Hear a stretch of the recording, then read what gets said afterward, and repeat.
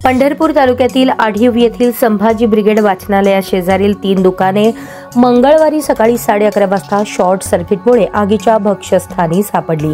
यामध्ये welding, fabrication, auto garage, दूध संकलन केंद्र, चहाचे कप बनवणारे दुकान यांचा समावेश आहे। आगीत कोणतीही जीवितहानी झाली नसली तरी मोठ्या प्रमाणावर आर्थिक नुकसान झाले आहे। यामध्ये प्रामुख्याने चहाचे कप बनवणारी मशीन, ऑटो गॅरेजमधील साहित्य, वेल्डिंग फॅब्रिकेशन मधील मशीन असे अंदाजे 8 ते 10 लाख रुपयांचे नुकसान झाले आहे।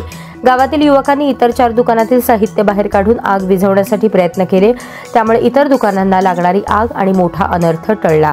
आग विझवण्यासाठी विठ्ठल सहकारी साखर कारखान्याचा अग्निबंब बोलवण्यात आला होता। आम्ही तामिळनाडू येथून चहाचे कप बनवणारी मशीन आणून हा घरातील मुलांना उद्योग उभा करून दिला होता, परंतु आज ही मशीन जळून खाक झाल्याने आमचे फार मोठ्या प्रमाणात नुकसान झाले आहे।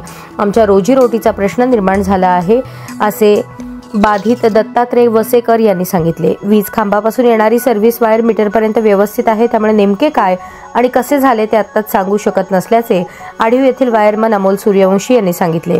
दिनकर चव्हाण, नितीन चव्हाण, शंकर सुरवसे, सरपंच बालाजी वसेकर, समाधान गोरे, अंकुश चव्हाण, सोमनाथ आबा चव्हाण यांनी घटनास्थळी भेट देऊन आग विझवण्यासाठी मदत केली।